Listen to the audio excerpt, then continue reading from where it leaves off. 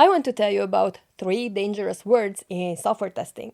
Not the "we'll fix it later", not "that's an edge case", and not even "production will be fine".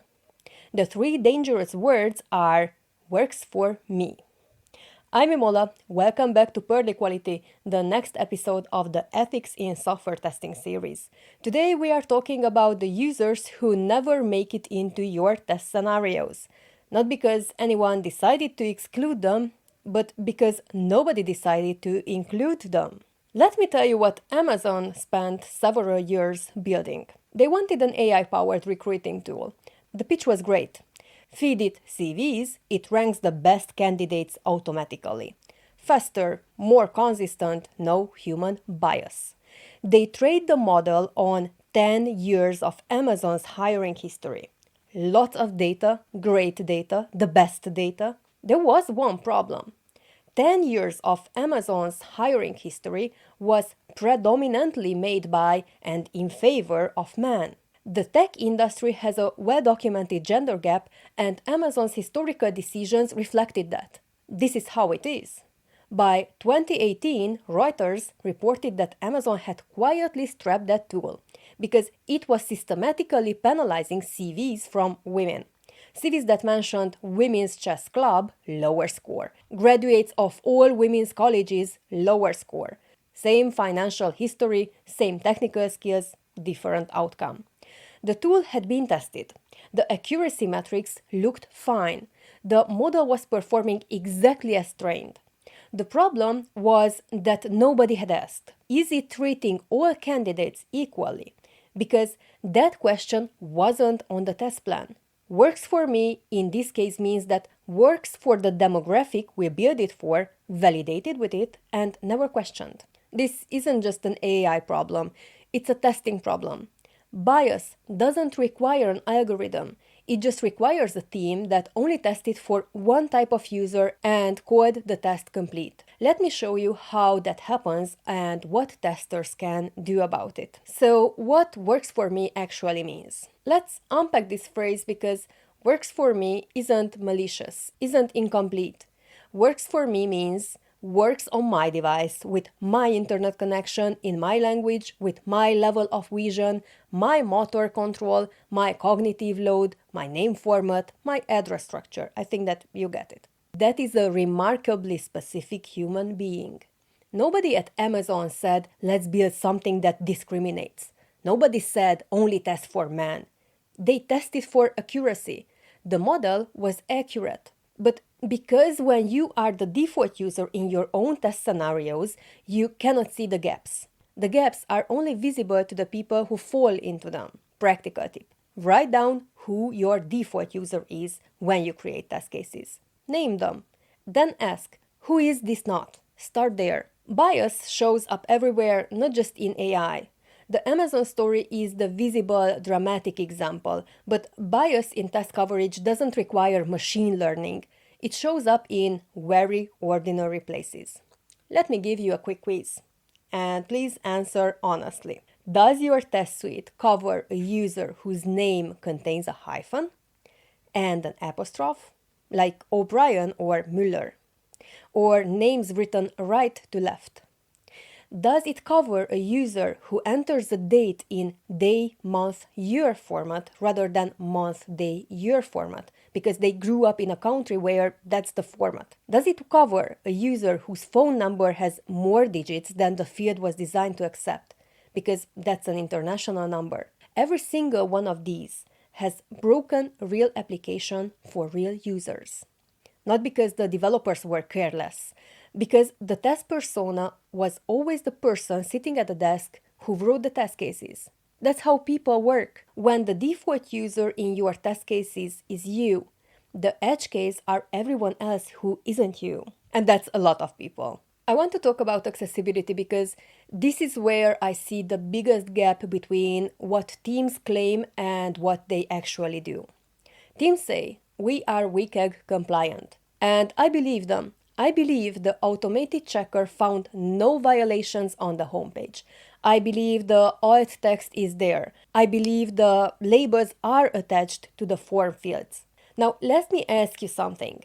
Have you ever actually tested your checkout flow with a screen reader? Do not run it through an automated tool. Actually, sit there, start your screen reader, turn off your display, and navigate your product using only the keyboard and the screen reader as millions of users with visual impairments do every day. Because WCAG compliance tells you whether your product passes the checklist. It does not tell you whether a real human can complete a real task, whether the screen reader announces that the model has been appeared, or whether the error message is read aloud when a form submission fails. Those things require human judgment. They require someone asking, can the people who actually need this feature actually use it? There are 1.3 billion people in the world living with some form of disability. This is not an edge case. That is a group larger than the entire population of Europe. When your product doesn't work for them, you have made a decision, usually without realizing you made it, to exclude them. Practical tip. Once per quarter, block an hour and navigate your product without a mouse. Keyboard only, you will find things no automated checker will ever catch. Who is not in your test scenarios? Let me give you a practical exercise. Pull up the last set of test cases you wrote. Look at your test personas, look at your test accounts, look at the scenarios you choose. I bet the default user in most of them speaks the primary language of the product fluently, has reliable, fast internet, is on a modern device, likely a desktop, and has no visual or motor impairments. Lives in the same time zone as the development team. That user is completely legitimate. Test for them. They exist, but they are not the only user. Other users who find dense interface overwhelming, users on low-end Android phones with 2 GB of RAM, users in regions where 3G is the norm and pages need to load under 5 seconds or they are gone. Colorblind users.